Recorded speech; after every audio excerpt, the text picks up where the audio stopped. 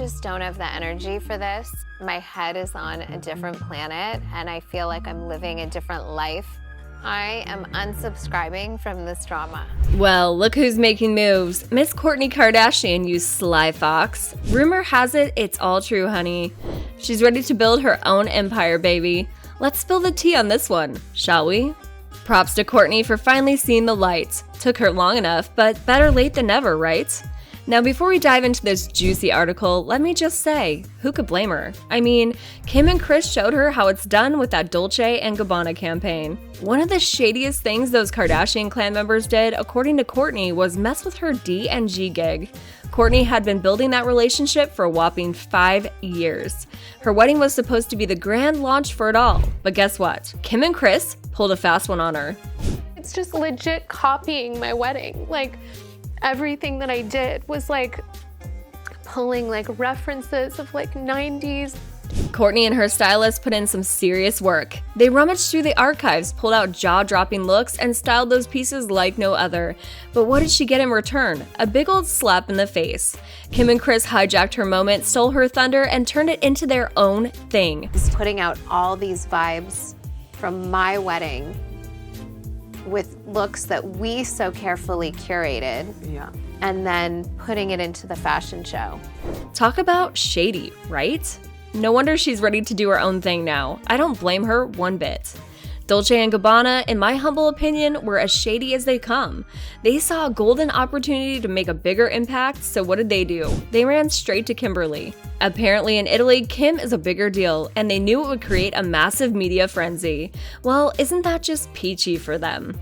But let's talk about the real issue here. Kourtney's whole point was, why the heck would you do that? They didn't need the money, and they claim it's just business, but when it comes to your own sister, shouldn't there be some loyalty? I mean, come on. Okay, so if I had called and said, hi, I really want to do this, what would you have said? I don't know. And I may have been like, my usual personality, because I don't really care about stuff like that, was to be like, oh my God, do it. Take the money and run. But because it was my wedding, it really wasn't business for me. It was such a special day. I feel like it takes away from the specialness. It feels awful that my sister used my wedding as a business opportunity. She chose the money over me. Now here's the part that everyone seems to be conveniently ignoring. Kris Jenner, the mastermind herself, played a part in screwing over Kourtney. If it wasn't for Kris managing Kourtney and Kim being her other big shot clients, things could have turned out very differently. Kourtney could have sued their butts off for breach of contract, even if it was just a verbal agreement.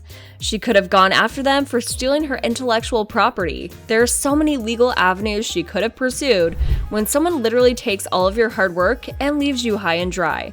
But because her mom was involved and Kim was pulling the strings, Kourtney was left with nothing but empty hands.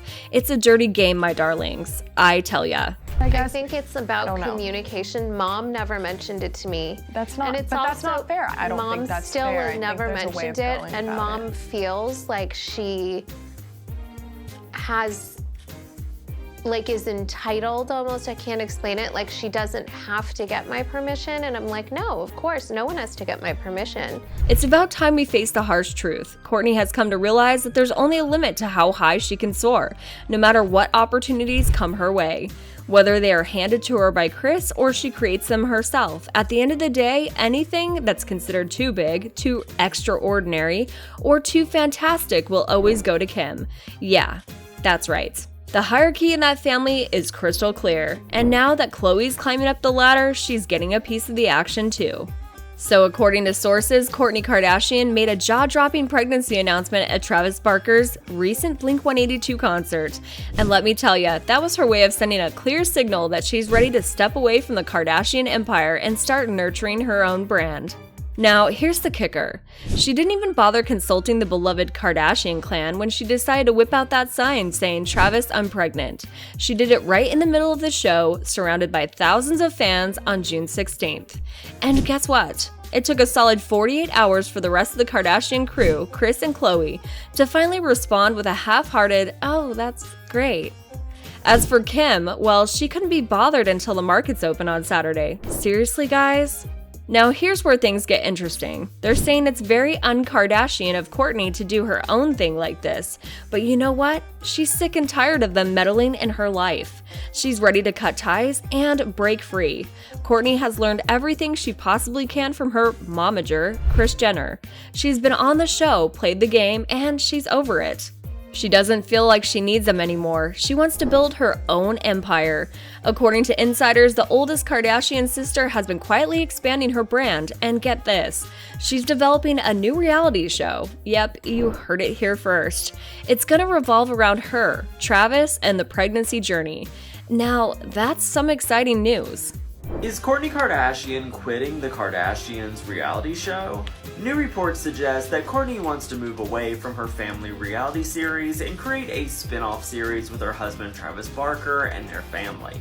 She feels that she has learned everything she possibly can from Kris Jenner and the reality show.